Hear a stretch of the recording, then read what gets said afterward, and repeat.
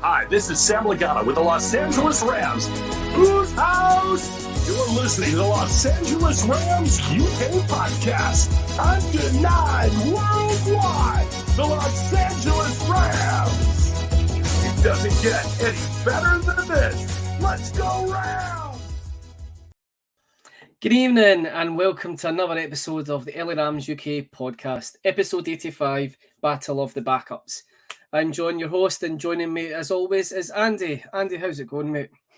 I'm all right, mate. Thanks. How are you?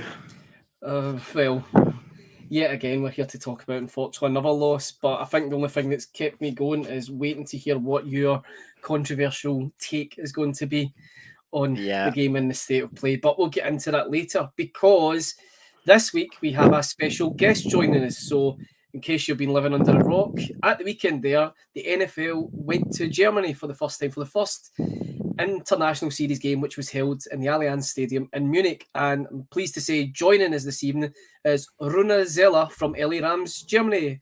Hi, Rune, how you doing? Hey, I'm doing great. How are you doing? Yeah, not bad, not bad. Just as I said to Andy, just obviously disappointed with the result at the weekend, but excited to have you on board with us tonight. So what we did is before we reached out to the guys in LA Rams Germany because they were at the game, and Rune is here to essentially just tell us what the experience was like, because from our perspective looking in, we've seen the videos of the atmosphere, the crowd singing, and all the press reporters being totally blown away, which is, having been to German football games and German football stadiums, it didn't surprise me in the slightest. But Rune, if you could tell us, what was it like? First of all, how did it feel that Germany got announced to have and host an international series game? I mean, we were all pretty excited. The rumors about a Germany game were there, I guess, around 2 or 3 years ago. And as soon as they announced that our dream game in Germany finally became reality, we were all pretty hyped up. And everyone was like, oh, how can I get tickets? And my team's going to play there. And there were wild speculation. There were also big speculations that the Rams played there because the announcement trailer from the NFL really featured heavy dose of Rams tape.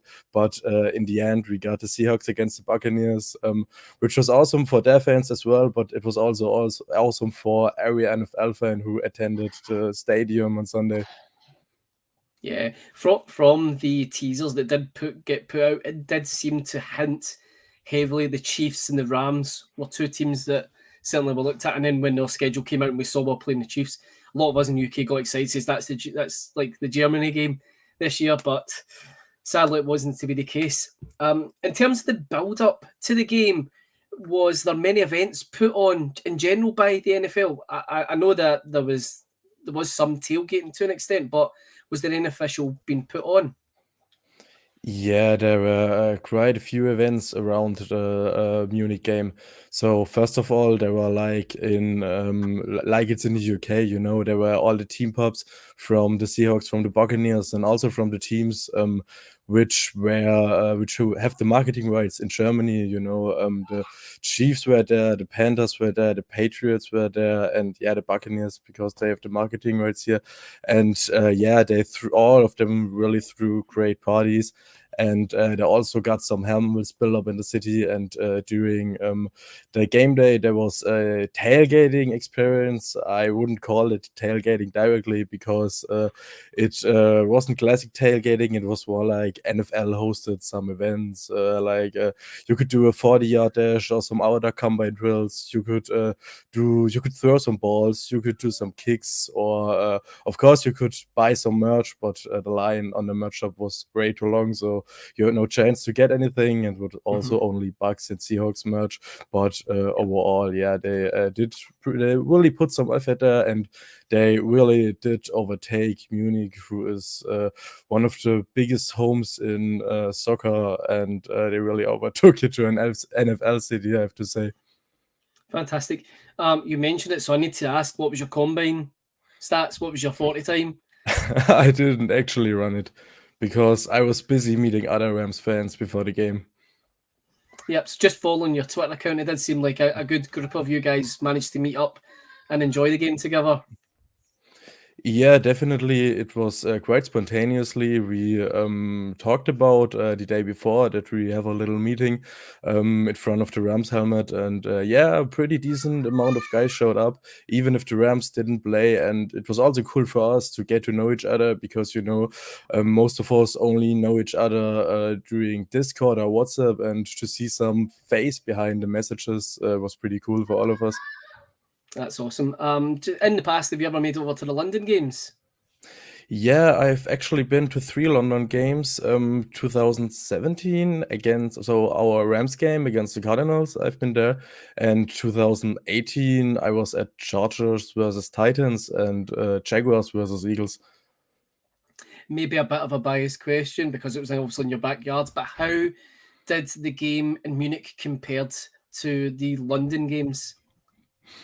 So I don't get it wrong. I really enjoyed the London games, especially the Rams game where we beat up the Cardinals. I think it was 30-0, but the Munich game was quite another atmosphere. But you really felt that everyone is so excited for this historic event because for everyone it was the first NFL game in Germany, and everyone has that kind of sparkling in their eyes. And that's what really mattered on this evening. And from the first snap in the game, the stadium was on fire. There was a unique atmosphere, and I guess you may have noticed in TV that there was quite a crowd, and that everyone almost couldn't believe that they're going to see an NFL game live. And it was, I mean, I'm not a Buccaneers fan, but you have to admit that seeing Brady live is something special. And yeah, that's what this night made so special for all of us. Yeah, because a lot of the fans were still packed after the game had ended. I don't think the fans wanted it to end, but just judging by the videos that was online. Did you stay long after the game yourself? Were you just like, no, I want this moment to last forever? Yeah, actually, I did. They told us to stay there actually because the metro was so full that their waiting times were exorbitant. And after the game, our two former German players, Markus Kuhn and Sebastian Vollmer, did a little post-game show. They analyzed the game together. They interviewed some fans, and even after that, they broadcasted the first half of the Red Zone, so you could watch some football there. And yeah, I guess we left maybe about 2 hours after kickoff, and we headed to a sports bar where we watched the rest of the Red Zone. So were they showing Red Zone inside the stadium, or was that Yeah, outside? inside the stadium on the screen. Yeah. Wow, that's awesome. That's awesome. So the other question I wanted to ask you is just, are you guys going out to LA by any chance the first week in December? Oh, how do you know it? I just hazard a guess. Yeah, some of our people got together, and we're gonna meet up for a Rams game against the Seahawks on the 4th of December, and we're quite excited to go to the Southway for the first time. Excellent. Well, there's a group from the UK that are going out at the same time, so I've no doubts they would be up for meeting up with you guys, so we can put you in touch with them. So how was the post game of, you said you watched Red Zone, but I mean the reaction, what did the press, was it all over the papers? What was the kind of reaction after the game had finished in Germany? Yeah, I mean, you felt that the players were pretty excited to watch, to be a part of this great crowd, and also the fans, they were pretty hyped up even after the game. It was actually quite funny because after the game, the Buccaneers fans or the Brady fans, I don't know actually the difference there because there were plenty of both. They started to chant "Oh, wie ist das schön," which means in English, "Oh, how beautiful is this?" That's normally a soccer chant, which you sing after your team won. And I saw some Seahawks fans on Twitter who were really pissed because the Seahawks fans started to sing it with them, even if their team lost. But that was some kind of magic there because in Germany it's like football is family, and all the fans, they like each other, they talk to each other, and really no one is like, oh my god, you're a Seahawks fan, I have to hate you because of that. And that's also something you felt at this night, because everyone was there celebrating together, singing together, and there was no bad blood, no hate, because the amazing atmosphere packed all of us. Yeah, the atmospheres at the games do seem to be quite neutral and very welcome, even if you're not a fan of either team. In terms of going forward in Germany, we obviously know that there are 3 cities earmarked for future games. The NFL today said about Spain and France. I think it's one of those ones that I know myself, because I followed NFL Europe back in the day, so I know personally how big American football is in Germany, and there's quite a few teams in the European League of Football. Do you follow any of the local American football teams? Yeah, I follow the Frankfurt Galaxy, if you know them. I know And them well, yes. I've been to a few home games and the championship last year. And yeah, I think it's also cool that football in Germany and Europe is also developing with the local players, and that they have some kind of professionality, and that you have like a pro league also in Europe, which you can compare it to the NFL, of course, but I think they're doing a pretty good job over there, and it also is fun to look at it. Yeah, I have noticed that there is more expansion teams. I think Milan's got a team this year. Paris has got a team. It's one of the ones that this is where it'd be nice to see a UK team join a European league as opposed to an NFL league. Just like I said, I was a big fan of NFL Europe back in the day. I went to Scottish Claymores games. I remember the Galaxy. I remember the Thunder. I remember the Fire. I remember the Sea Devils, the Admirals, and the Dragons coming to town. And it's one of those ones. It'd be great to see football, American football, develop further. But it's amazing to see the reaction that's kind of came about from just one game in Germany, and we'll have to wait and see. There's hints that the Chiefs will definitely come next year. I've seen some posters that say the Chiefs are coming town. Has there been any talk about who will be joining you guys next year? There are some rumors that, like you said, the Chiefs will have a home game, and the Patriots will have another home game. So we have 2 games in Frankfurt and in Munich, but it's no information about who they will play against. Unfortunately, the Rams, I think, don't play both of them. I think we're playing the AFC North next year, so the chances of a Rams game in Germany are quite low, but who knows? You never know, and it's one of those ones. As a Rams fan, I'm sure that when the time comes, you'll absolutely be over the moon, and you guys will be clamouring to get tickets. And fingers crossed, many of us from the UK will get to join you guys, and we can meet up. Yeah, of course. We make sure that we also provide you with tickets when it is so far, and can have this experience together. It was also quite cool in the UK, so maybe we could invite you over also sometime and do some pre-game parties together and stuff. That would really like it. We would really like that. Sounds like a plan, man.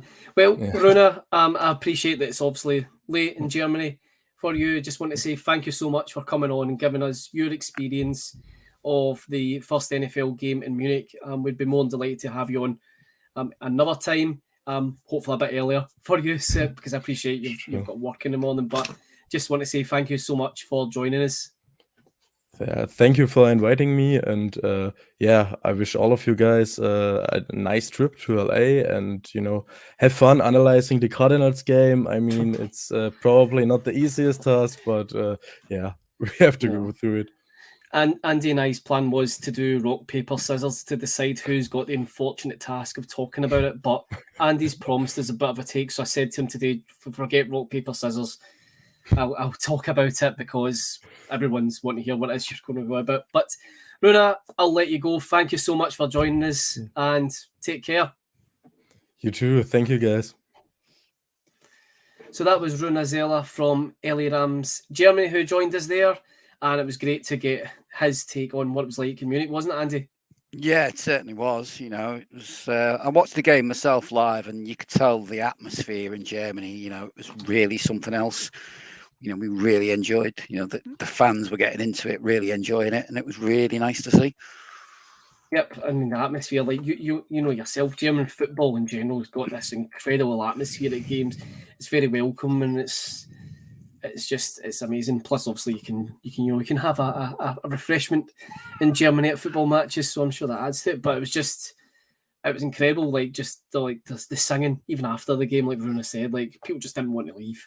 Yeah, so you had the singing, everyone, happy, Mexican waves going on throughout the game, It was just the atmosphere just felt really quite special out there, and Yeah, I feel like us in the UK now, they've now raised the bar. I think so. Yeah, I think that was like us for the first few years when we got games, and then we sort of like, it's just so. Yeah, I think it's part of the kind of norm for us now, isn't it? Yeah.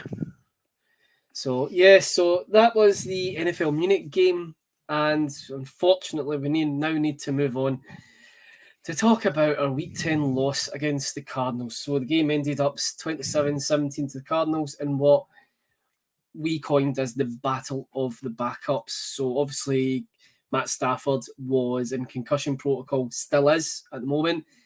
Kyler Murray had done his hamstringing, so it was Colt McCoy and John Wilford with a fleeting appearance from Perkins as well. No, I said I'm going to take the lead, Andy, just quickly, just so you can get in, just quickly, thoughts in the game. Oh, it was terrible. It was like watching pre-season. It really was. I've just never seen something so bad. Throughout the whole team, we yet again made a backup quarterback look like the league MVP. We should never have lost. Not so much lost that game, but we should not have lost it in the manner we did. And offensively, we just absolutely looked awful. We just couldn't get anything moving. Nothing was working. I questioned a lot of McVay's calls this week on this game because, we were starting to get a little bit of success with the run, and it was just like, we'll abandon it again. We'll just try and, play Walford like Stafford, and it isn't the same player. And, if anything, I'd have liked to have seen a bit more of Perkins, and let's just see what he can do in the second half. It seemed to be second half, he just disappeared. That's just once again, let's establish a run game. Nope, we'll just throw it every time. Like you said, Colt McCoy, like Tom Brady out there. I think Colt McCoy has seen a stat that said that I think it was about 2-second release time he had.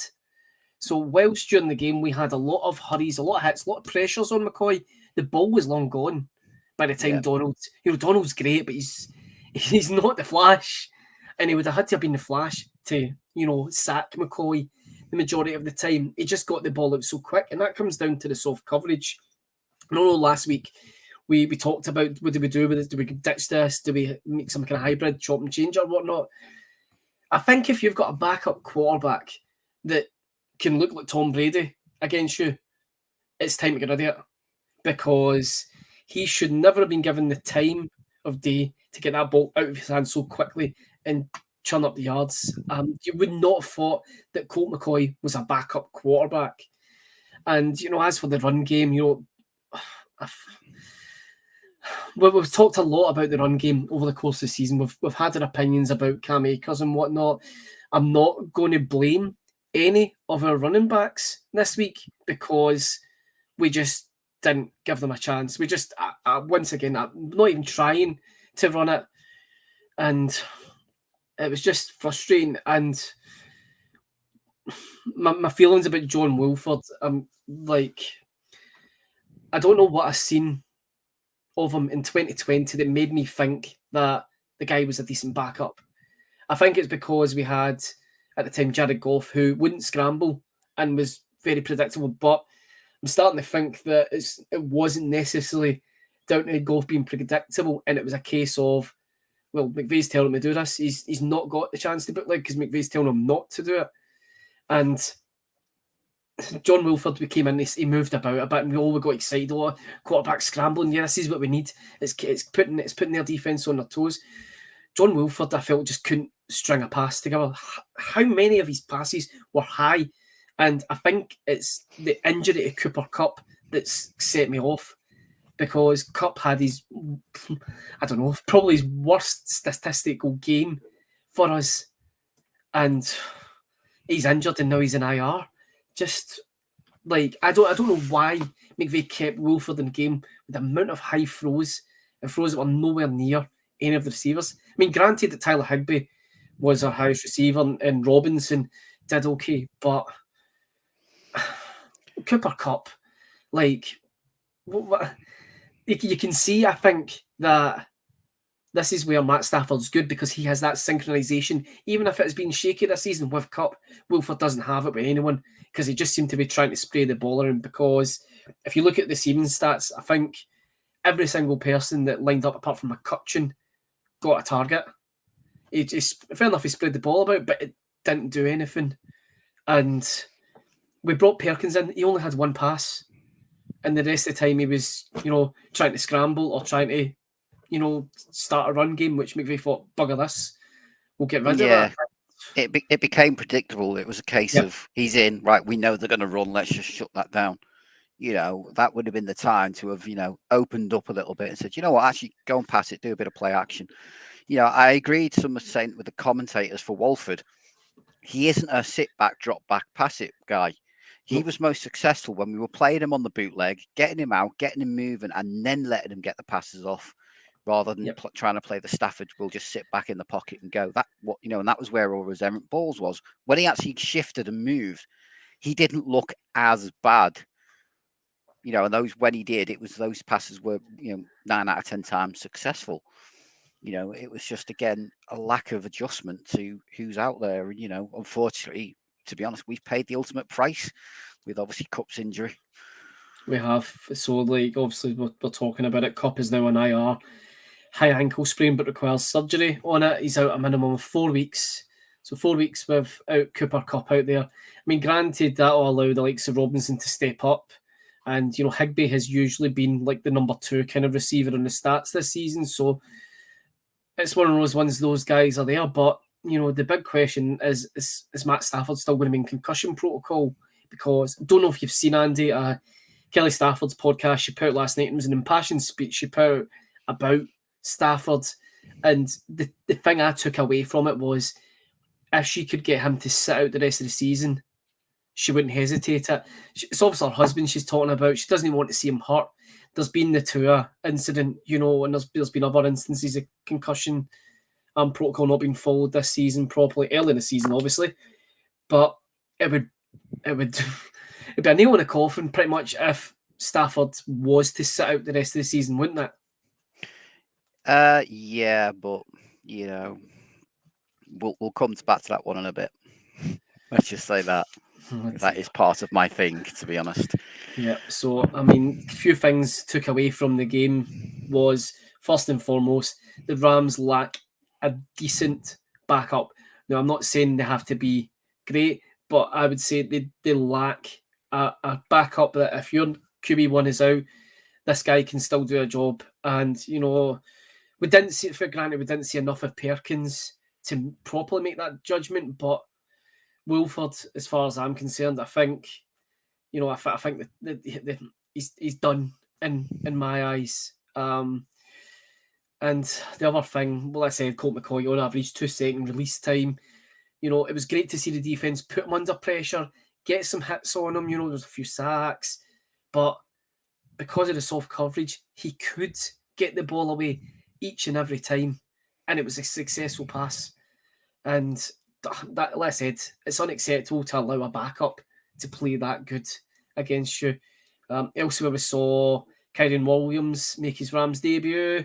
A decent wee run. Van Jefferson picked up his first touchdown and his first catches of the season, and what was essentially just a kind of meaningless touchdown, I guess, because the game was already done. Good for him, getting the touchdown, but sad that it meant nothing. Don't know if you've seen the videos of Jefferson's dad talking to him after the game, Andy. Yeah, it was really nice on me. He's an opposing coach and he's talking to his son as his son, like, it's going to get hard. It's going to be like this. It's not going to be great. It's up to you to, rise above it. And it was good for him to kind of, obviously it's his son, I guess. So, of course, he's going to say it, but, it was good to see it captured. Yeah. Going back to the whole Colt McCoy thing, one thing that annoyed me when I heard it was the fact the commentators were saying that, we recommended Colt McCoy to the Cardinals because obviously McVay and what's his face are mates, you know, and he's basically went, go and sign this guy. He's brilliant. Well, if he's that good, why are we not signing these guys? Yeah, why I'm we not sure for what we're paying Walford and Perkins, we could easily have afforded McCoy. You know, at least then, you know, it's like, what do you know, what is McVay playing at here? You know, this is where I think some questions need to be asked of, you know, well, you've got a guy on the cheap, but he's not very good.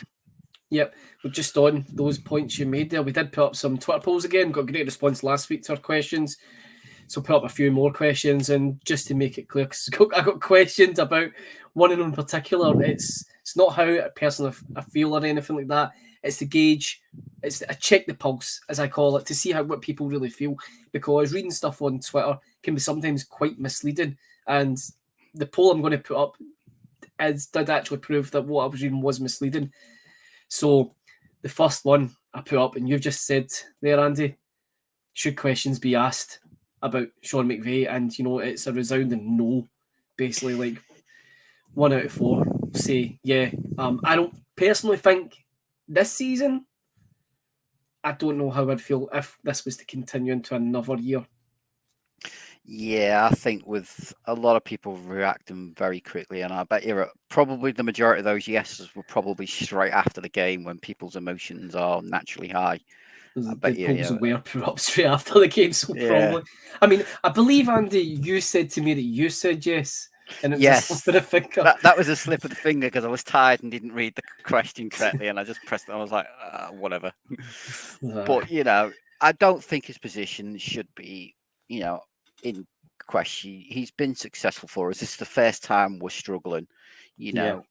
I think my question with McVay, though, is I'd want to actually have him come out with a commitment to the team and say, look, I'm here for the next X amount of years. I want, you know, I want to rebuild this team. If he doesn't have the mindset for me of basically rebuild this team, whether it be a mini rebuild, a full rebuild, then maybe, you know, Kroenke and Clooney to ask questions and basically say, well, look, we need somebody here for the stability for the long term for this team, not, you know, you're going to be here for another year or two and then you're going to swan off to, you know, your £140 million deal for, you know, commentating on the game, you know. So I want a commitment from the guy to basically say he is in this long term, because his body language at the moment is very much like, hey, it doesn't matter. I've got 140 million quid sitting for me there tomorrow if I want it. And then obviously the retirement talk and everything else throughout, you know, the end of the season has got people questioning, you know, is he actually really committed to this team now? Or is it a case of, because I've got paid a bit extra, I'll stay for another few years? Yeah, and we did talk about it a couple of weeks back. I think it was myself that brought the comment that he said, you know, when the core, as in the elite players like Donald, Stafford, Cup, Ramsey, leave, I'm off. And I'm like, that, you know, that was a few weeks back, and I think I mini ranted about it. Like, if that's how you feel, then go yourself now, because you don't have the appetite to rebuild here. Basically, you just, whilst the going's good, you're happy to be here, you know. But you're that suggests to me that if the tide was to turn and we slip backwards here, you're gone. Couple of other polls we put up is in relation to the backup quarterback. So simply ask Perkins and Wolford, cut both, retain both, or cut Perkins. And as you can see, pretty much just over half of the people that responded think time's up in Wolford. You know, a third think we should get rid of both, 10% think we should retain both, and 3% say cut Perkins. I've made my feelings clear. I think Wolford, you can keep Perkins because he's not really had a chance to do wrong to justify getting rid of him. But I think the time is up on Wolford. What say you, Andy? Yeah, I agree. I think Wolford's got to go end of the season. It's been proven now that, you know, unless, you know, he does come in and maybe, you know, get back to some sort of, you know, he can start to look special basically at the end of this season. That should be it. Just don't renew his contract and let him walk, you know. But with regards to Perkins, again, I think he's in his contract year as well. So we may be better off just saving that cash and maybe either putting it towards a more competent backup. You are going to have players like, I think, Andy Dalton and a few others who are going to be on the free agent market, which you could probably get on a 1-year backup cheap deal, because I think they know in their careers now they're finished, or potentially, maybe draft a project player in, the second, third round quarterback who, you can develop for a few years behind Stafford, and then maybe if Stafford comes to that point where in a few years' time he says retire, I'm done, then we can he may be groomed, ready to basically take over, and then we've, we haven't got any issues. Then it's just a straight step in. Yep, and just whilst you were talking there, you bring us on to our final poll, and that was, if we were to replace a backup quarterback, how do we do it? It's pretty much almost split 50-50 between sign a free agent or draft one from any round. Like you said, there's surely guys we could maybe pick up in free agency. I've seen that Andy Dalton's due to start against us this coming week. So, it depends how the rest of the season goes for him in New Orleans. But surely there's someone on a team out there that we could pick up, even a veteran or whatever. I mean, it's maybe not the best idea to bring another veteran in, but I guess it's going to depend on what the market is actually like, in the off season, and who's being cut that are already in contract players, like you said, Dalton is. So I mean, he could be an option if the Saints don't renew him. Yeah, I think a lot of teams now are pretty much set with who their quarterback ones are. So but the ones who are likely, there's maybe 4 or 5 this year in this year's draft who are potential first rounders. But then after that, there's still a few decent ones that are going to slip, into the second rounds. So, it might be the year 2 pickup, maybe, somebody, who's not maybe, bang on day 1 starter, but, could be like a Malik Willis, who you can sit behind, get developed for a couple of years, and then be like, right, you're ready to go to replace. Which, I'm not saying, but, potentially in a couple of years, if you've got an out on Stafford's contract, if we need to save the cash, it would be a case of, right, sorry, mate, you're gone, or, he retires. We've got the replacement and it's cheaper, and then we can, put that money into, inject, because they're still on the rookie contract for another couple of years. Yep. I guess we'll just have to see who becomes available for us. But the problem I think that we've got is within our roster, it's not a case of replace one position and the problem is fixed. It's just there's numerous holes that need to be fixed throughout the whole team, as we've alluded to throughout the season. That's it. It's the price we've paid. Like we talked about last week, the hope was that this might have been a couple of years further down the line. We knew this was likely to happen, but I think we hoped, 2 or 3 years down the line, at least we would say, right, well, we got a ring, we were still there or thereabouts for a couple of years after, right, we fell away, right, now it's time to rebuild. I don't think, I know there's the whole Super Bowl hangover thing, but I don't think we expected the bubble to burst so quickly. No, none of us, I think, at the beginning of the season would have predicted where we are now. As I said myself, I thought we would struggle, but I didn't think we would be this bad. I didn't think, we'd be this electric, 13, 14, 15 win team, but I didn't, I thought we'd still at least make the playoffs and then, maybe get out the wild card, and then, after that, anything goes. I didn't expect us to basically, but barring basically now a miracle, our season is almost pretty much over. Pretty much is, because elsewhere in the division, obviously the Seahawks were in Munich. They lost to the Buccaneers 21-16. 49ers defeated the Chargers 22-16.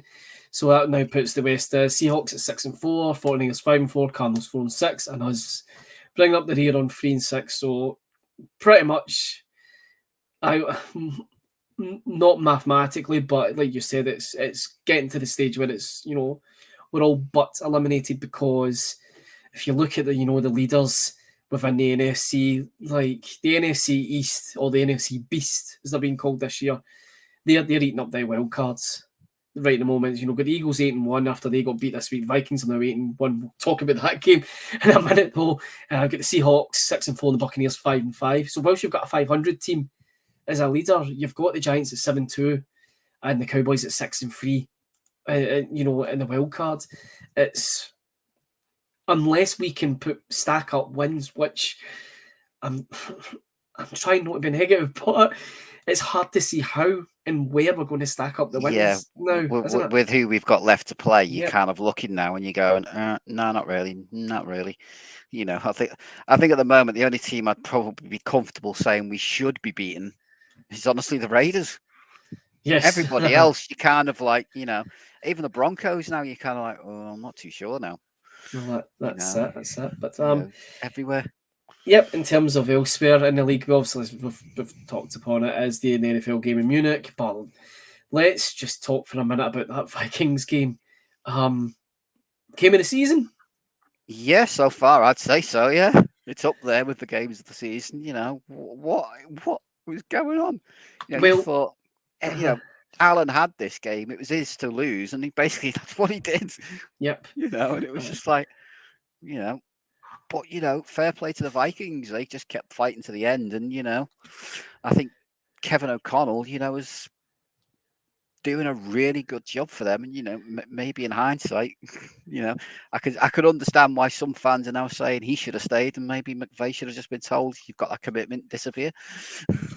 Yeah, well, that's one of the questions that could be raised about it. I was out on Sunday, and I came in just after the fumble by the Bills on the inch line, whatever. And it was I seen it on the Discord channel, and I just asked guys what the hell's going on here, and I got filled in like right. So the Vikings have just fumbled the ball like on the goal line. Now that the Bills have done it and they've lost a touchdown as a result, I had our game on the TV and I had Game Pass on my phone with the Vikings game. Like it was just absolutely phenomenal. What like great comeback by the Vikings. I would actually go as far as saying they are a dark horse in the NFC. Yeah, Depending on how the playoffs fall, But then again, like we've said that the Eagles looked really good, but they got beat off the Commanders this week. That's not to try and take anything away from the Commanders' win. By the way, it was just a bit of a shock. To be honest, it was a shock for me. You know, I sort of watched that game because I sort of finished work late, and I was like, right, you know what, I'll stick the first quarter on while I have a coffee and sort of chill out before bed. And then they ended up like, it was like, oh, it's 2 minutes warning on the fourth quarter. Oh dear, I've stayed up. But they just showed how you defeat them, which is basically just run the ball down the throat, keep them off the field, job done. Yep. But in fairness, I think for the Eagles, it was just one of them off weeks for them as well, where, stupid fumbles, things just not going 100% correct, for them. It was just one of them blip games, I think, and I think a lot of the fans have acknowledged that this week was just one of those weeks where it just, you could have had that. They could have walked away with the game easy. It was just stupid mistakes that cost them the game in the end. Yep. Just moving on, just to bring in, just it popped in my head there to talk about NFL fantasy football. Like just in the Eagles there, like I'm raging because I've lost Cup to IR, I've lost Goddard to IR, and Allen, did what he did in a week. So how are you getting on with your fantasy football teams, Andy? Yeah, in one of them I'm top of the division at the moment, so I'm happy with that one. In the other one, I think I'm about 4th or 5th. So I've picked up the win this week, which is at least helping. So I think I'm just in the playoff or just outside of it. So, not doing too bad at the moment. Considering on one of them, like I say, I was bottom of the season for the first 4 weeks. It was just like I just couldn't get a win no matter what I tried. It seems to have, I've made a couple of trades and then it seems to be, going well at the moment. So hopefully it'll continue that way. I'm currently on a 3-game losing streak, and it's hitting home even more because also we're not doing too well. So I'm only in my office league, and the other guys are saying that like, Jesus, John, your season's going much like your own team. Like now you're just losing guys to injury left, right, and centre. Because I lost Cordell Patterson earlier in the season as well, and he started off great. Had obviously Cup and Allen starting off great, and just the two of them are just kind of falling by wayside. And obviously Cup's now in IR, so I've lost him. I'm sitting 5-5, and I'm praying I'm going to make the playoffs now. Yeah, I think on the one that I sort of had the first 4 games as losses, I think I picked up Kenneth Walker, and that seemed to sort of, he seemed to have those few good weeks where he was like, number 1 running back. So that kind of helped a little bit by picking him up. I just managed to get him off waivers, so I got him at just the right time. Yep. So is there anything at stake in any of the fantasy leagues you're in? No, it's just that It's just one for between fun. us on the Discord, and then It's just pride. just pride more than anything else. Yeah. Oh, well, Yeah. cool. So moving on. So Andy, the floor is now yours. Andy, last week, if you didn't listen to our episode last week, promised us that if the Rams lost, he would have what he described as a controversial take. So Andy, please enlighten us. What is your controversial take? Right. Basically, I think as we discussed earlier, our season is pretty much over and done with at this point, bar a complete miracle. My thing would have been, obviously, we've had the Stafford concussion issues, which we briefly talked upon. His wife's not particularly happy, which is understandable. And obviously, we've now lost Cup, which is sort of making this a little bit of a change. But my basic plan was take play calling off McVay, just take it away from him completely. Just say, right, you're not doing that anymore for the rest of the season. Give it to, one of the other staffs, whether that be, Liam Cohen, or the assistant head coach, which is Thomas Brown. Let somebody else do this now for the rest of the season. You're not, it is what you're calling is not working. It's clear to see. Let's change it up. Let's see what we can do. My other thing was I'd give it the New Orleans game, although like I say, it's changed now with Cup being injured. But I said if we'd have lost to New Orleans, shut the season down completely, bench Stafford for the rest of the season, bench Cup, AD, Ramsey, everybody else, just sit them. Let's make sure they're fit and healthy so that next year we can come back. Because obviously we've all heard the rumours of Stafford. His elbow's not right. He's never healed properly.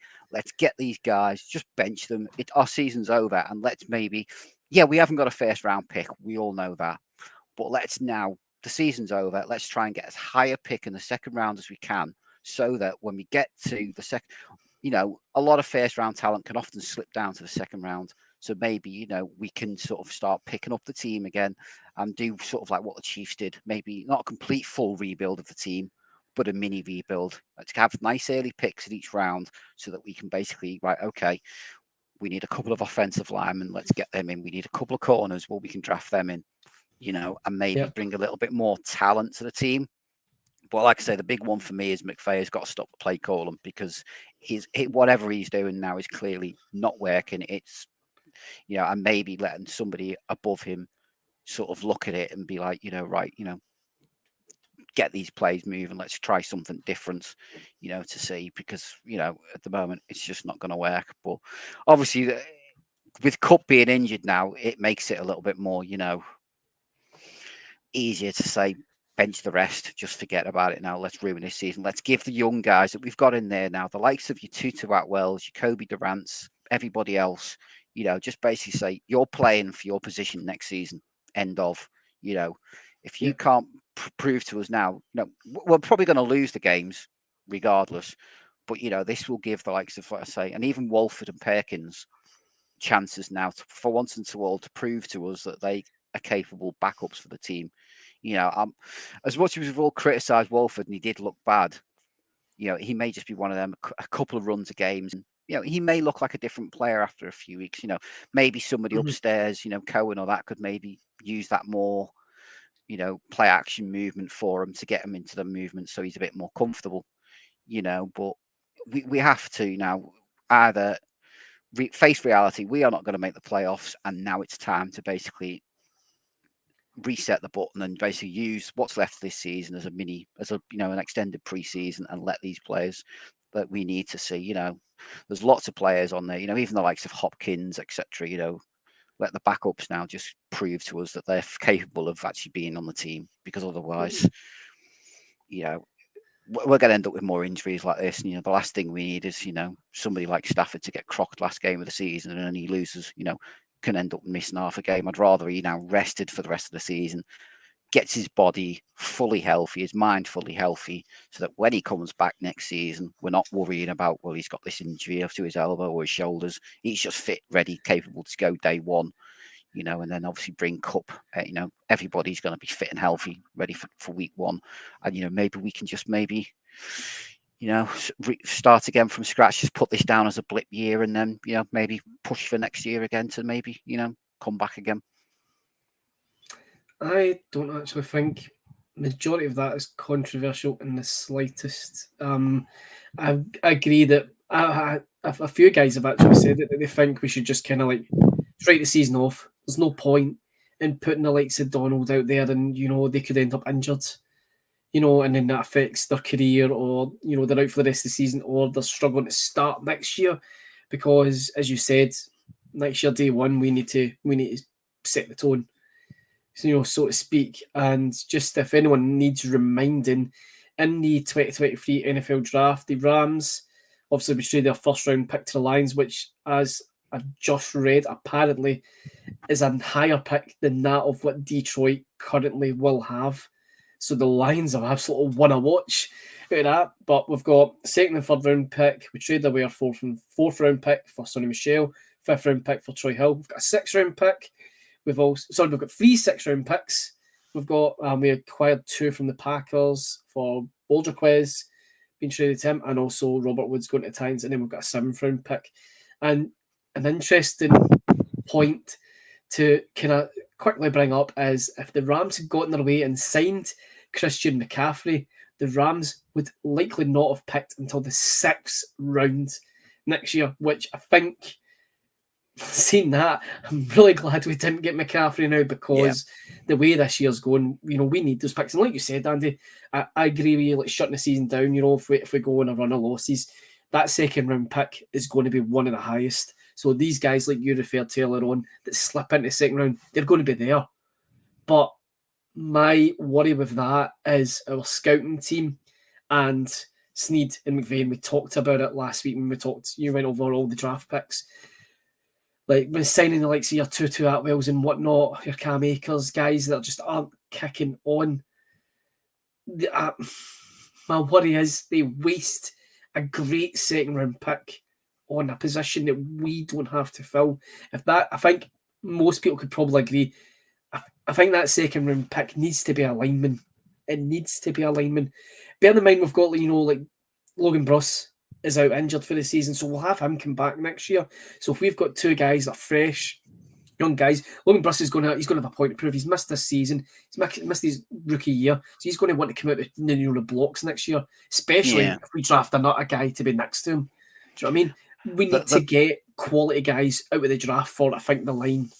Yeah, the problem is, as I say, Logan Bruss he's an unknown at the moment. He's a 3rd round pick, much like Bobby Evans. He could be the saviour of the line, or he could be Bobby Evans, Mark, and be absolutely useless. We don't know. He's the one that's the unknown. But there are a lot of lads in this year's draft who, like you say, to be honest, I think we need to do our 2nd and 3rd. And what was it? I think, did you say we've got 3 or 4 6th round picks? 3 6th round picks and a 7th. So we don't pick in the 4th or 5th round. So you're talking like, maybe package them together and maybe move up maybe into the 4th or the 5th if we can. And then obviously I don't know, trade them away to get up. Or maybe trade a few players away, because I think there is a few that are dead wood now that I think we do need to sort of look at potentially getting rid of. Well, we did talk about that previously, that the roster is scarily becoming very top heavy, and a lot of guys are on big contracts that probably shouldn't be. And it's like, these kind of guys, I'm not talking about any of, like say Aaron Donald or anything like that. I'm talking about, guys that you hope for. Like, I think you'd said about Leonard Floyd, that you'd hoped for a lot more out of him, but he's not really doing anything really this season, but we're paying him. It was a note boom, I think you said as well. Guys that we need to think twice about handing, the money out to, when that money could be better spent elsewhere. Yeah, and say, I think obviously we will probably have a couple of compensatory picks for various guys. So, some of them may be 3rd, 4th rounders, which I think is what the team's looking at. So, there is potential there to, maybe get what we need. But, the higher we're picking in the rounds, the better for us at this point, because, we are likely, to find players who could be potentially, starting caliber, or potentially, within their first, after the rookie year, be up at that point where we would expect them to be. But as you say, it's the thing with the scouting, and everything else. You've got to hope that they will be on point. People bring up, Atwell and what have you, but at the end of the day, they've also found talent with the likes of Ernest Jones. Mm-hmm. So Jordan Fuller in the 6th round, and so we have found. We can find diamonds in the rough, but it's down to the scouting, isn't it? Yeah, it's just look at and sometimes it's just that look of the player. How many first rounders? Look at what happened with the Tenants the other week. They've just cut one of their first rounders. Yeah. Because he's never done nothing. So and you can have your first rounders just as much as you can. That will be busts. So it's a case of right. Well, it's sometimes just, let's say, that luck of the draw and their mentality. Some players will just have that. I've been paid now. I don't need to bother. I've made it big time. That's me done and dusted. Other guys, have that chip on the shoulder to prove that they shouldn't have. Felt that low. Just on the topic of compensatory picks, this is purely projections and speculation, but overcap.com is projecting us to have 2 5th, a 6th, and a 7th round pick for the free agent losses of Darius Williams, Austin Corbett, Joseph Day, and Okoronkwo. So potentially 4, compensatory picks, but no earlier, than the 5th round. Right. So 2 5th, we'll get 2 5s, a 6, and a 7th. But let's be honest, we're not going to pick a player with all of those picks, are we? No, we'll play around and trade around. But again, if we've got that higher draft pick, I know some people say, pick up those picks. I'd rather, certainly the 2nd rounder, use that on somebody who potentially has that 1st round. It slipped out the 1st round because, there's only 32 guys, that can go, that we maybe could pick up. And then, it's not going to help, all the issues, but it will help with that. Start to rebuild. Yeah, it'll start to help that mini rebuild that maybe next season could make next season look a little bit healthier, than what we have done this year. We've just got to go. But like I say, my big take is, but the play caller now, McVay needs to just stop. Give it to somebody. I don't care who it is. Like I say, this offensive coordinator, the assistant head coach, whoever, and let's just get this guy. His job should just be now. You're there, motivate, coach your players for the rest of the season. Exactly. Well, let's be honest, he didn't look interested out there on Sunday. So if that's the case, and he's going to basically down tools and not care because he's like, I'm getting paid or whatever, or his heart's not in it as much anymore, then not pass the buck, but delegate. Just give Cohen the chance to call plays. Let's see what he can do, because we're criticising him, we're criticising Morris, the offensive and defensive coordinators. But like you said, on the offense side of it, it's McVay calling the shots. So step aside, because you're still calling that for you're calling that 3rd down screen pass again, 3rd and 13, 3rd and 15, whatever. Like, I think I've seen it being successful once in McVay's tenure, and I think because of that one time was successful, he thinks it's bound to work sooner or later. Yeah, that's what I say. He doesn't have a plan B, plan C, plan D. It's like we've said numerous times. Plan A, we'll hit it, we'll go with it, we'll see what happens. If it doesn't work, we'll try again next time. Whereas maybe throw the damn ball. Yeah.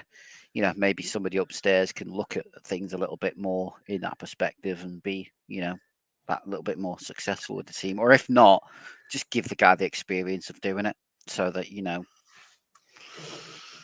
if McVay decides to, sack it, bin it, get off and, go enjoy life in the booth, that, we could potentially have somebody in the back, in the back office who can basically come in and take over straight away. That's it. So we're not scrambling for a coach and picking the wrong ones, green what we've got there. Just before we move on to kind of quickly talk about our injury report, because I've got a status in today just to hit you with. I'm just going to bring in our questions we've got. So, first of all, Tony, the Godfather, asked us how much are we missing the leadership of Big Wit and other senior players out there. I guess it's a no-brainer, isn't it? Like, yeah. Like, if I knew where Big Wit stayed, I'd bet his door right now. The missus probably wouldn't be happy because I've flew out to LA or whatever, to go and chap at some random's door. But I'd bet his door right now. Like, sure you can't come back. Sure we can't tempt you. Like, even as a coach, bring him as a coach. Yeah, bring him as a coach. But yeah, we are missing. I think we did cover. We basically alluded to this a few weeks ago. That we are missing the likes of Big Wit and other players on that line. Who was that influence, that leadership skills. But we were expecting the likes of Havenstein to pick up that role. As the next senior guy on that line to pick that role up. Maybe seeing a bit more out of Aaron Donald, which we haven't seen. Bobby Wagner. He's only just come into the team, so I wouldn't expect him to walk in day one and be that leader. But we're halfway through the season now. We need someone like him to step up and if you're not going to do it, AD, because that's not who you are, well, fine, I'll take that role up. Or for Ramsey to turn up, and to be all right, I'll take the role now. But we don't seem to have. We seem to have regressed a little bit with regards to leadership from the team. Yeah, absolutely. And like you said, the likes of Ramsey and Wagner in particular, those guys are, they are leaders. They'll not miss you if you do something wrong. I mean, we've seen last year Ramsey fighting with members of his own team during a game. So we know the experience that Wagner's got from Seattle. We know what he can bring. So like these guys, need to step up a bit more to be those leaders. But the other problem we've got is where's your offensive leader? Because Big Wit was probably that leader, and we're really lacking it. Yeah, that's where I was expecting Havenstein to basically take over that role of the senior guy now on the line. Right, Witt's gone, I'll take his leadership role. But he just doesn't seem. He doesn't want to do it. I don't think Stafford's ever been that sort of guy, to be brutally honest. In all the years I've seen him, even in Detroit, he's not. He's very much in that respect like Jared Goff. He just goes with the flow, and whatever happens, and somebody else can take that role for me. That's not me. That's not how I do my stuff. I mean, he is all about the team. And we've seen last year multiple times him backing up teammates, so he's there when you need him, but he's not your standout kind of leader. Yeah, he's not going to be there on the sideline calling everybody out and dragging them all into meetings and, bollocking them or, raising them up or, giving them words of encouragement. That's not the sort of player he is, and that's, I think, every team needs that, both sides of the ball to basically call them, and it, if nothing else, that's where, again, the coaches should be stepping up and going, right, you know what, I'll have to call them all together and let's maybe see if I can fire a bit of life into them. But again, we're not getting that.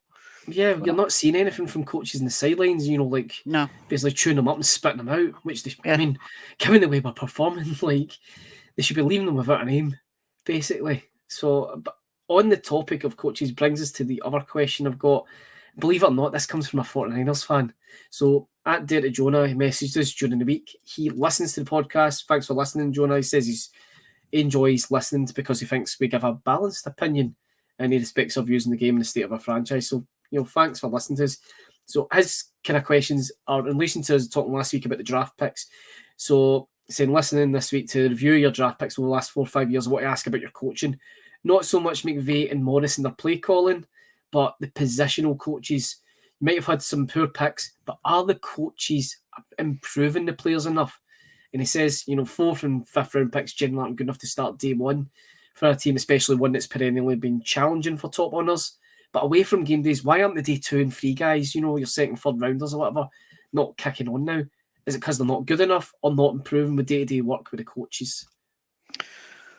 It's a difficult one because obviously we don't see what's going on behind the scenes, and what goes on day in, day out. We had, for example, our offensive line coach, was supposed to be a really good guy, and everything else, and we're not seeing this sort of progression out of a lot, out of these players that we would expect. So you do have to start questioning, is it the coaching or is it the players? What's happening? It's a weird situation, to be honest, because like I say, we don't see week in, week out what goes on behind the scenes, where you could look and maybe think, right, okay, well, you know what, you're not working. But I do agree, you do expect your 2nd, 3rd rounders, but by the end of the rookie season, they should be at the point where they're good enough to start. They're good enough to basically take over that role. And, there are some at the moment that, we've all mentioned them numerous times, Tutu Atwell, but is that just a case of McVay doesn't want to play him because he's not fitting into how he wants to run the offense? or is this a case of he's just not good enough? Because, like I say, we all remember the preseason, the highlight reels of, these big catches and, the hype. Screaming past players. And, and you're like, okay, he's figured it out this year. He's going to, he's like a lot of rookies do. He's took his first year. He's had to figure things out, and now he's ready to go, and then it seems to be like, he had one drop pass and it was like, yeah, go sit on the bench. You're not coming out again. So, is this McVay's, he doesn't trust these guys? Does he not have any trust in these guys? He's like, oh, you know what? You weren't, you're not Aaron Donald, you're not Jalen Ramsey, you're not somebody I've drafted in to come play for me, so I'm not going to bother with you, Yeah, it's almost as if, like, you looked good in college, you impressed the scouts, but from what I'm seeing of you day in, day out, nah, you're not the player I thought you were going to be, so I'm kind of stuck with you, I guess. Yeah, but, at the same time, it's, these guys have got to get game time to be able to get better. You can only do so much in training, and then it's, a lot of that experience is going to get in game time, and how they're going to go, You look at the first few weeks when Ernest Jones had to step in for us last year because of all the injuries. Yeah. People were like, oh, he's a pile of garbage, he's a thingo. And then it seems to be a couple of weeks of in the first team squad, getting regular game time, and all of a sudden it was like, it clicked for him, and it was like, oh, he's having a good game, and then another good game, and and he progressed on. Sometimes these players need that step up on to basically to play that first team rep, just to get used to the game, the speed of it, and how it works. And McVay doesn't seem to want to do that with players. It's a case of, I'll give you one shot. If you're not good enough, well, that's it. Or you're just going to sit on the bench for the rest of the time. It's like step up. It's all or nothing, I guess. But maybe one thing for us to remember is certainly over the last, probably I don't see it happening this year going forward, but over the last few years, we've had a lot of positional changes within the back office staff and the coaches. Obviously we had Kevin O'Connell last year, It's been a lot of changes there. So maybe what we really need is stability, but I suppose maybe that explains why guys haven't been able to kick on as much, because you've had a new coach come in, maybe he's got a different style of how he does things, and it's affecting the players, don't know. Or maybe it's a case of the guys that we are bringing in just they're not good enough for what we need. Everybody uses that excuse, but I mean, I'm literally just looking. I had a quick look earlier, so I thought I'd bring this up. Obviously, we know our offensive coordinators keep changing every other year, but if you actually look at the position coaches, the one with the least experience is 3 years on the team. We've got other guys who've been here with the team 6 years, 9 years, 10 years. So there's plenty of guys who've actually been in the club for a long period of time. So it's not, okay, your offensive coordinators are changing. That's a gimme. But in terms of the positional coaches, where these guys are supposed to be working with these guys day in, day out, there's not been that much fluctuation. The majority of them, unless they've been poached away by, obviously, like Brandon Staley, I think took one guy with them. The rest of them, they've stuck around for the majority of the team. It's only really at the very top that these guys are going. Let's say O'Connell and Staley in the past few years. But your positional coaches, a lot of them have stayed the same for a number of years. So you start thinking, well, actually, obviously your big names at the top are going, but in terms of the stability further down, for these guys in day-to-day work, they have been working with some of these guys for, their entire careers. Yeah, and it's one of those ones when you kind of put it like that, like, well, some of these coaches have worked with players and they've got us to 2 Super Bowls. Granted, we lost one, but we won one as well. And these guys are working day to day with a successful team. So it's one of those ones when you hear it like that, perhaps it just is sheer bad luck. And, that brings us on to, before we kind of go over this week's game, is to talk about our injury reports. So obviously, like we said, Cup's out. Alaric Jackson is out for the season with blood clots. Chandler Brewer's out. He's on IR as well. So God knows who's playing on the line on Sunday. And then we've got, Stafford still in concussion protocol. And like I said, Kelly's kind of trying to push, like, I want him to stay there because she's genuinely worried about him getting hurt even more. But I think the thing that I'd seen, and it was downtown Rams, If you're watching YouTube, you'll see it scrolling across the screen now. 26 of our roster have missed a total of 105 games this season through to week 10, and there's 11 that are currently still injured as we speak. We surely have the worst luck in the league this year for injuries, Andy. Eh? Yeah, I will agree with that. We over the past 3 or 4 years, I will say, we've had injuries, but we've not. We've been fairly lucky with the injury bug. We've only normally had maybe one player out of a time, Yep. And it's been for a couple of weeks here, a couple of weeks there. We have not, like other teams have had, this decimation. You look at the Ravens last year, that they just lost half the team throughout this. They were in a pretty much similar position to we were last year. Yep. The same. It's just obviously that the injury bug has come around, and it's basically your turn this year to get hit. With it all. And unfortunately, it has, as we've said before, shown the lack of depth beyond our starters. The all in, F them picks. It worked, but it has its downsides, and it's that balance of what would people prefer, the short term success, get us the Super Bowl, or would you rather plod on year in year out, be the likes of the Cowboys, the Eagles, where you're making the playoffs every year, but you don't just have that edge to get you over that hump to get to the Super Bowl, so it's balancing them up, but Cup going down, I think is like I said before, I think it probably would have been a little bit more controversial to take if it hadn't been for Cup getting injured, have basically shut everybody down. But I think now that Cup has got injured, people are sort of like, oh, that's it.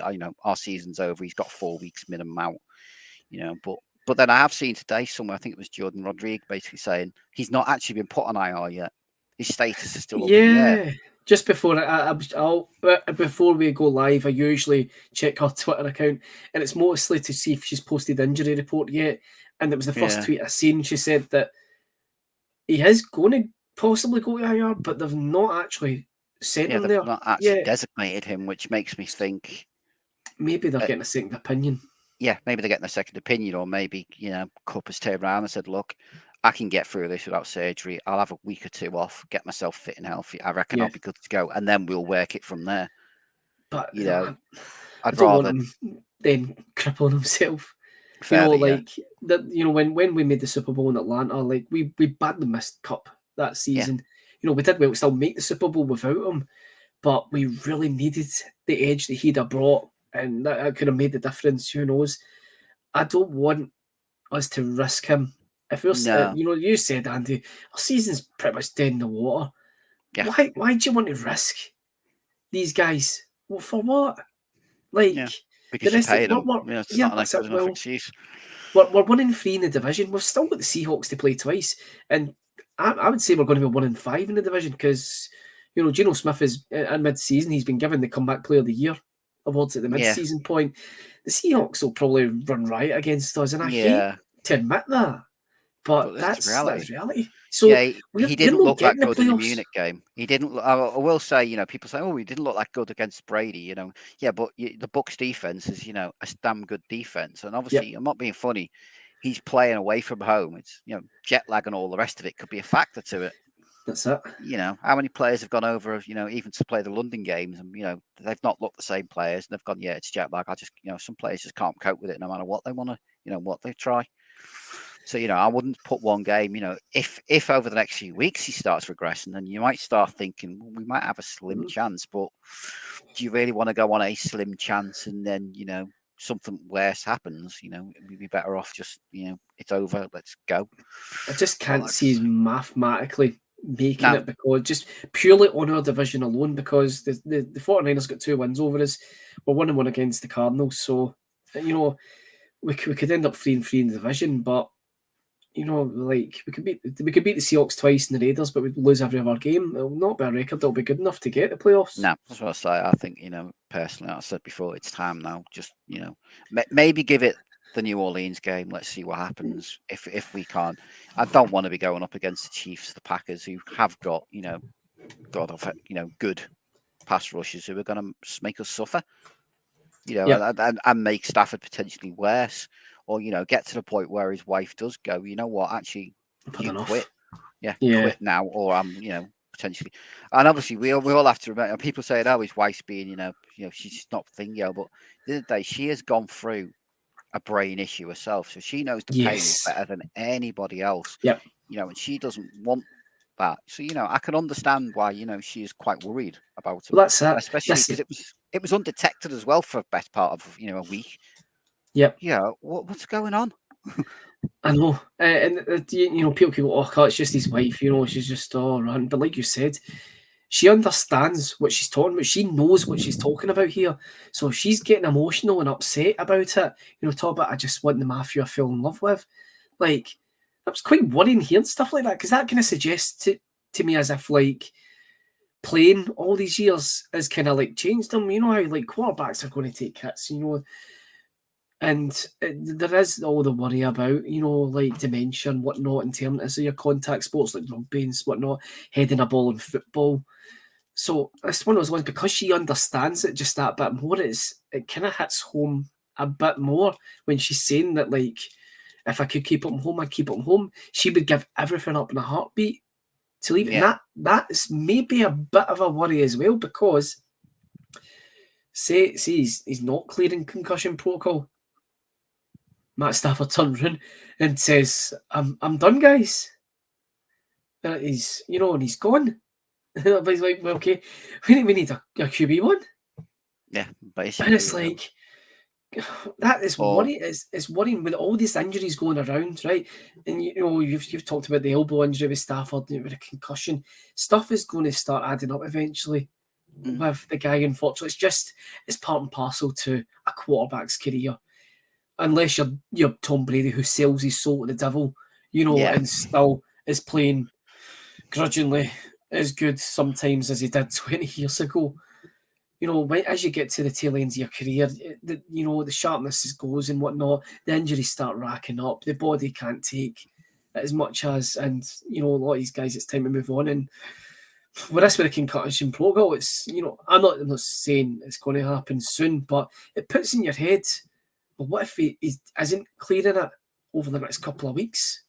Is he going to clear it? Is he taking that final hit? And this is the problem you've got when you trade for a player like Stafford. He done fantastic for his last year. He got us a ring. I'll forever be grateful for him, especially for proving me wrong, because I thought he was a decent quarterback in Detroit, but I never understood quite how people thought he was a good quarterback until we put him with Cooper Kupp and he showcased what he could really do last year.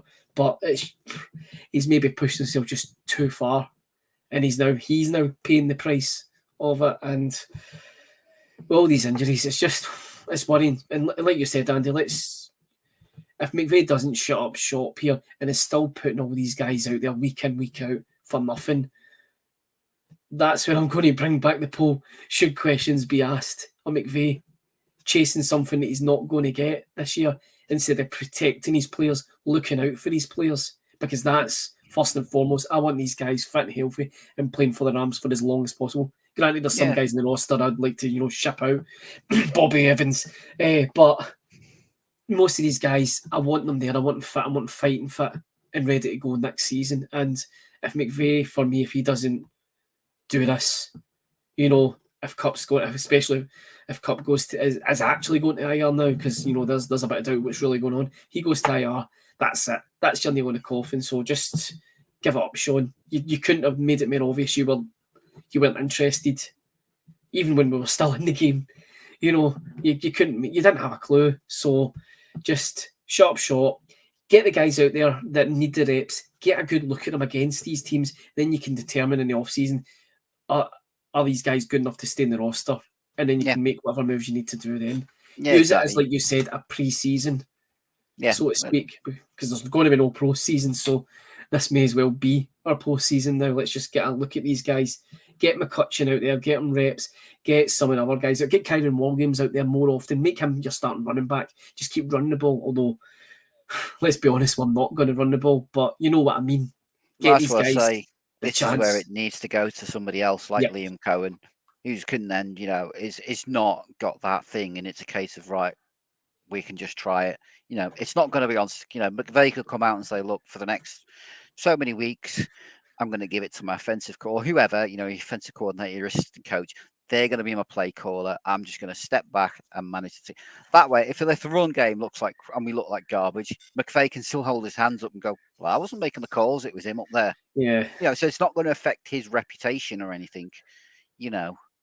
And maybe, somebody like Cohen who, let's be honest, last year for Kentucky, had the Kentucky, I know it's only college football, but had that Kentucky offense looking quite, to be honest, awesome. And that's why their quarterback is now in the first round buzz because of how well he played last year.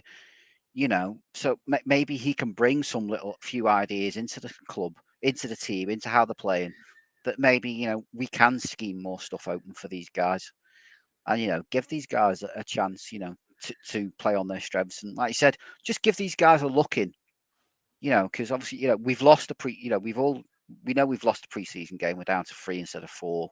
Yep. So these guys aren't getting as much time to go. So now is the time to basically, as you said, let's just go out and see, if we get a shock win here or there, great, excellent.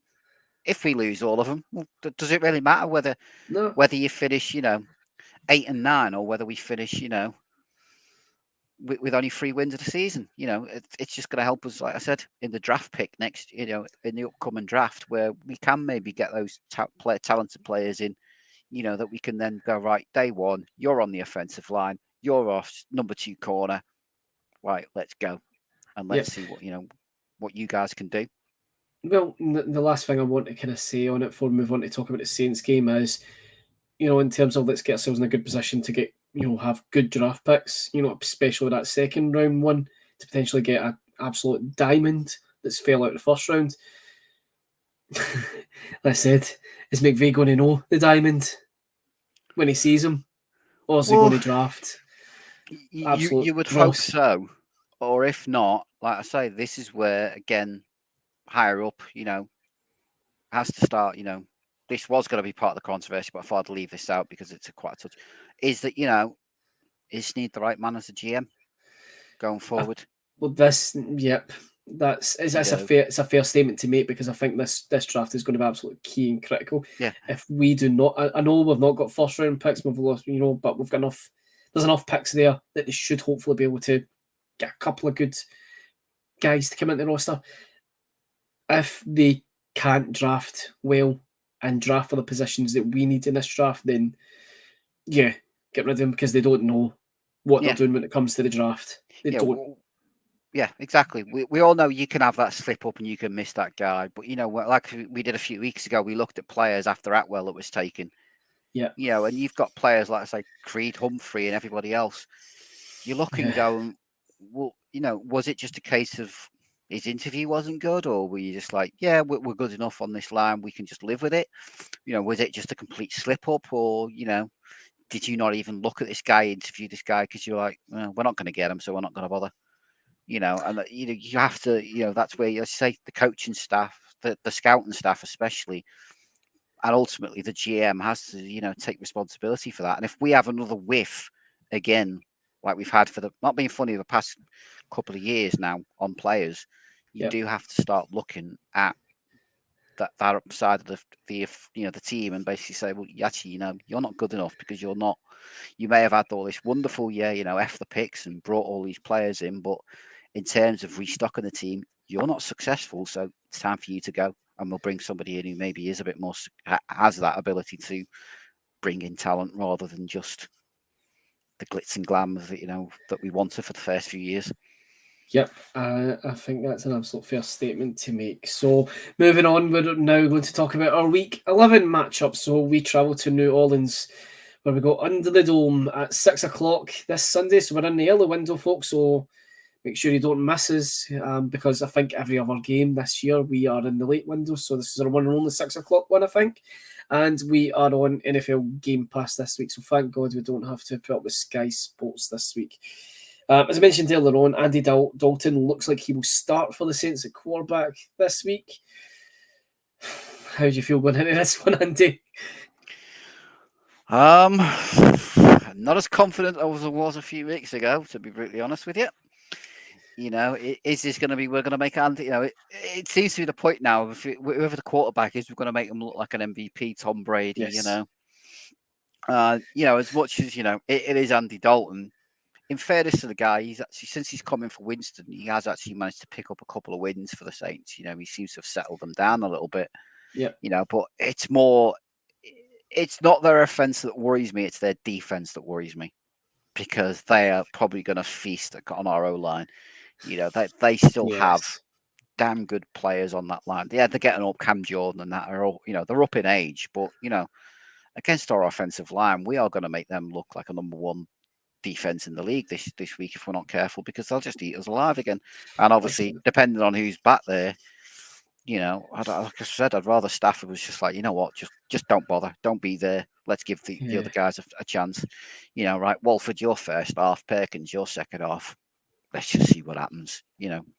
If Walford or Perkins gets injured, it's not good for them. Obviously, you don't want anyone to get injured, but I'd much rather they take the knocks and take that risk rather than Stafford did. Who's costing us, Agreed. 20 odd million a year on a cap it, potentially go and sit for the rest of us. It could potentially at some point end up with a major serious injury. But that's it. The other thing is, we're obviously going to run under the dome, and that is one of the most hostile environments to play football in. And they still haven't forgiven us for that call, and they make it known every time. We're not friends. Let's just put it that way, folks. Like I said, much like the Bucks game, I just don't know, how this is going to play out. We're both got similar records. They're 3-7. It's very similar records. That they've got the same issues basically as we have. I think it's just a case of, without Cup, maybe, I say without Cup, maybe this is the spark for the team for the likes of, it makes Van Jefferson, Robinson step up and go, actually, right, it's on us now. Let's do this. Or, it can just be a complete dumpster fire and, it just looks like trailer trash, and we'll all be in bed by 6:30. We'll have had enough already. We're like, switch this off. I don't want to watch this no more. So we don't know. It's difficult to call. What about you? What's your feelings on the game? I just want it over and done with. I think the one thing I'll have that goes in my favour for Sundays, because it's the early window game, I'll be dealing with my 4 kids, bathing them, getting them ready for school the next day. So I'll miss most of the game. So it might be one of those ones I'll just look at my phone and be like, okay, I'm not missing anything, so I'll catch the highlights tomorrow. So it's bad to say it, I guess, but that's just how I feel. You do realise now you've said that if we now go on and win this game and look great, I can't watch any of the games. Watching any games for the rest of the season. You know that. I'm trying to think. There was a couple. Well, I didn't watch either of the 49ers games live, and we lost both of them. So that'll hopefully put bed to that. But you're not our case then. No. But if we do win and I don't watch it, much like the guy on our Discord server who had the whiskey glass, if I need to not watch it to be a lucky charm, then I'll take one for the team. But it's one of those ones at the start of the season I had us down as winning this game. Yeah. And up until a few weeks ago, I still seen us winning this game, but post-bye, and now with Stafford out, now with Cup looking like he's out, now we're losing 2 more linemen. If I'm going to watch it, let's just say I won't have my eyes open for this one. It's not going to be pretty. No, it's not going to be a pretty game. And it could be one of those ones that comes down to who can get it to sort of the 40-yard line the most and then kick field goals. Who's got the best kicker? It could be it feels like it's going to be one of them games again. If you can get a drive going, get up to the 40, 30-yard line and the opposing half, kick the field goals, it's who can be the most successful on that one again. That is, unfortunately, I think, our offense at the moment. We've gone back to that like we were, 10 years ago. That's basically our offense at the moment. It's just get them, to there, and then we'll just keep kicking it and pray. Yeah. But like you said, we're probably going to make Andy Dalton look like Tom Brady. Just as we do with every other quarterback in the league, no matter if they're starter. Yeah. Or third string. The way our defense is kind of sitting off with this off coverage, unless we ditch this now, it's just the same as Colt McCoy at the weekend. They'll just release it quickly. Yeah. He'll take all the hits off of Donald all day. He'll take all the pressures off of, like, say, Robinson. I don't know if Gaines is going to be back or not, but the ball will be long gone by the time that happens. So, as a quarterback, as long as he doesn't hurt himself, he'll be quite happy to take that. Yeah, you know. Just quickly, because I forgot to mention it going back. There's a few times in that game we actually went to man coverage and we actually pressed on these guys. We were successful. So that proves to us that we can do it. And at the end of the day, they've got Chris Olave, who looks a decent player, unless he's, but let's be honest, I think Michael Thomas is basically out again for the season. Yep. They're struggling. It's got to be a healthy dose of Kamara, and if we can shut him down and put the ball into Dalton's hands, and then maybe play that bit more man press coverage, that defensively that will give us a good chance to at least potentially have that ability to maybe sneak, the win by a field goal. But as you say, if we play this soft man shell coverage and give them 8-10 yards of play, and then basically, right, they're in the red zone now, we'll play the bend, don't break. Yeah. Yeah, but I think we could even see last week, by the end of the game, the defense were knackered. They were blowing out the backsides because they've just been on the field that much. That's it. It's just that's taking a physical toll on all of the guys out there. No matter how well or how badly any of them might be playing, their bodies are taking a bit of a beating because of the length of time they're not getting a chance to rest. They're not getting a chance to regroup, talk with coaches over strategies and whatnot. That's just basically like, right. And again, better go for like 3 and out. So get ready, guys. Yeah. And again, I'm not being horrible. Our stars ain't getting any younger. Nope. The games, Donald's in his 30s, Ramsey's close to 30. These players are, they are going to start struggling physically because it's just the nature of the beast. They've been doing it for so many years. The bodies are naturally banged up. They are getting that little bit older, so they will lose that little bit of step and that spring and, youthfulness, and they can't be out there for that long. It's physically impossible, we saw that with the Eagles game. That's exactly what happened to the Eagles in the end. They got so tired because they were out for so long. They did just, in the end, stupid mistakes, and they got knackered and, just couldn't do anything. And that's what's happening with us. That's it. And it's just, like I said, for me, I just want this over and done with as soon as possible. It's getting to the point, I just want this season over and done with now. Yeah, I was just about to say that. Like, can we just fast forward? I think I joked on I think it was Twitter. In fact, I joked on Sunday night, just saying about here, like, if I go for a sleep, can I fast forward to the end of the game? And somebody replied to me saying, like, can we all go to sleep so we can get to the end of the season? Yeah, that's just where the kind of fan base is starting to get towards, And that's not to say that we're abandoning a team or anything like that. Let's make that clear. It's just that I think a lot of us are coming to the acceptance, right? 2022 season is done. It's in the books for us. So let's just get to the end as quickly as we can, as safely as we can, so we can start planning for 2023. And, who knows? It can't get any worse, can it? Yeah, we could always bring back Jeff Fisher as our head coach. I was hoping you weren't going to say that. When I was sitting reading the draft picks off, there was a big picture of Jeff Fisher there, and I could feel the venom rising in me. And I've never liked Jeff Fisher, even when he came to the Rams, all because of the way he spoke about us in the Super Bowl against the Titans. Like, the man hated us, and I never accepted him as our head coach because I knew what he really felt about us. It was just a payday for him. So, when I seen you see the videos of him when he gets sacked, he just says, yeah, I've just been fired, guys. And everybody's kind of like, what do you want us to do with it? Yeah, exactly. The attitude is like, no one cares. They'll just, no, you're glad to see back him. But surely we can't bring another Jeff Fisher back to the Rams. But that's a topic for another day, I guess.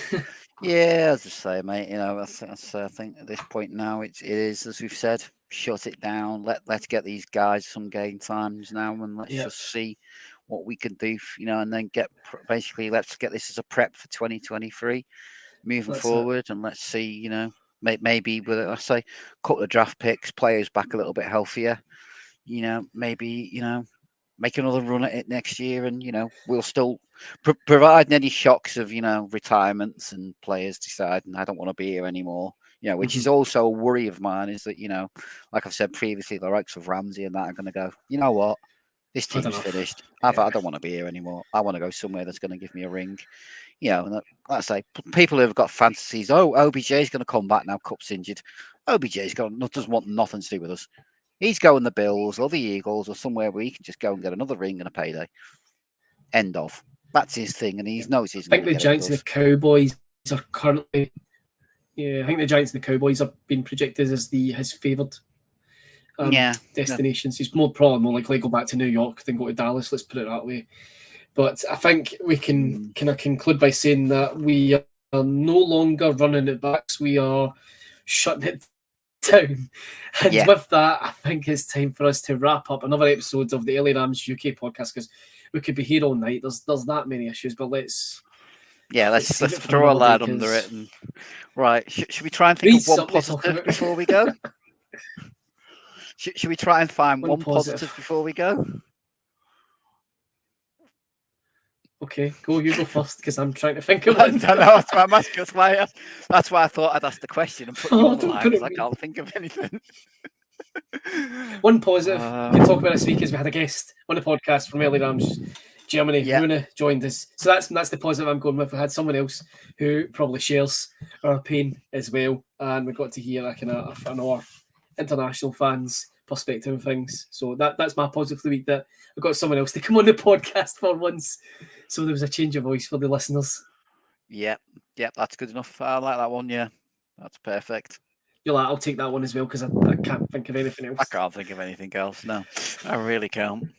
Well, you never know, folks. Maybe next week there will be something positive to talk about. But for this evening, Andy, thanks for joining me as always, mate. Yep, thanks for having me on. And if everyone listening, whatever lucky charms you have, can we please start rubbing them, getting them out, do whatever we need to do. Let's see if we can maybe get some luck behind the scene again. Get your lucky jerseys out, your lucky pants, your lucky whiskey glasses, your lucky whatever. Get it out. Whatever superstitions you have with games, make sure you're following the tea, because we're going to need all the luck we can get. But for this evening, folks, thank you so much for listening. Thanks again for Rune from joining us from LA Rams Germany. And we will catch you all next week for another edition of the LA Rams UK podcast.